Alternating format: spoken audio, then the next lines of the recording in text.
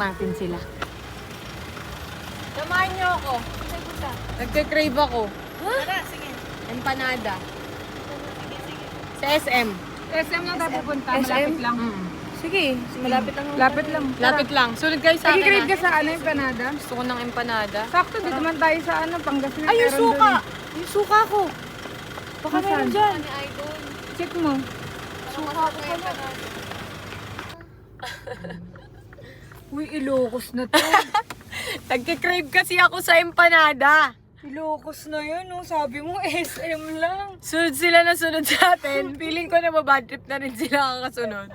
So abangan natin sila dito sa Ilocos Sur. Nandito tayo sa home of the best empanada sa Ilocos Sur. Kakain tayo ng maraming empanada. Abangan natin sila kung may inis ba, ano yung tsura nila pagkababa. Check natin. Ayun na si Gagay. Ayun na si Gagay. Bugnot.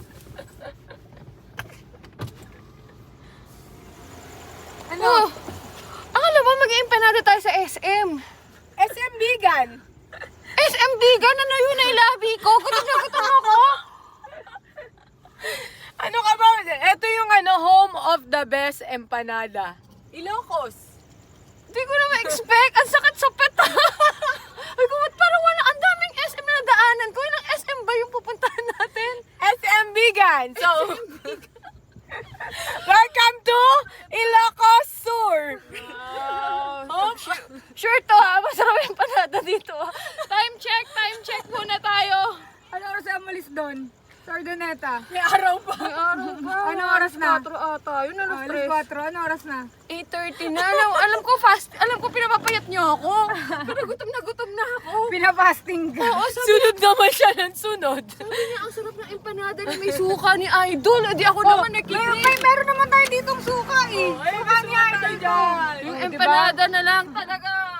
Ano ka ba, hindi ka mapapahiya sa Ilocos. Pag nandito ka sa Ilocos, masarap ang empanada, masarap ang bibingka, lahat ng kakainin mo masarap.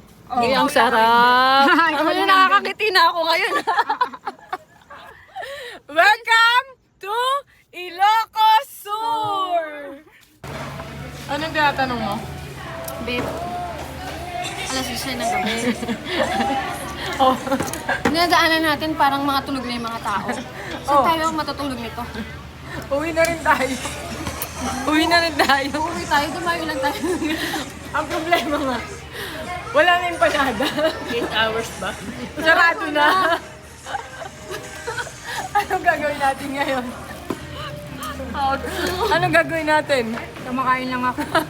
Sumama lang ako, food trip daw eh. Idol, may bukas pa ba empanada? Meron pa bang sampo? Saan po? Wala na.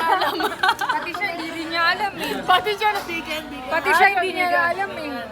Pupunta tayo ngayon ng Bigan. Punta tayong Bigan ngayon? Hindi tayo kumain ng empanada. Kasi nag-crave ka doon, di ba? Sabi mo. Dinamay mo pa kami lahat. Sa isip na namin ni Toyo. Dinamay mo pa kami lahat sa trip mo. Ate, O, shoutout muna sa Narbacano. Let's go! Idol, Ano? asan na naman tayo? Saan nga naman ako dinala? Akala ko empanada lang. Wala na nga tayo makita ng empanada. Ano, uwi tayo. Kailangan, bago tayo umuwi ng Manila, makakain muna ako ng empanada. Kaya nga, anong oras na mo? 11 na. 11:30 na. 11:30 na. Gutom na gutom na kami. Dito muna tayo. Asan ba tayo? Hindi ko nga alam kung nasan tayo. Sinusundan lang kita. Tapos wala pa kami internet. Yan, dilim pa dito. Dilim pa dito. Muntik na kayo maligaw. Ano ba tayo? Gabi, hindi nyo ma-appreciate to, pero nakita nyo naman, sobrang daming deer kanina, di ba? Oh. Nagulat nga ako. Akala ko nasa ano na tayo eh. Nasa Africa. Bukas, mas may enjoy nyo to.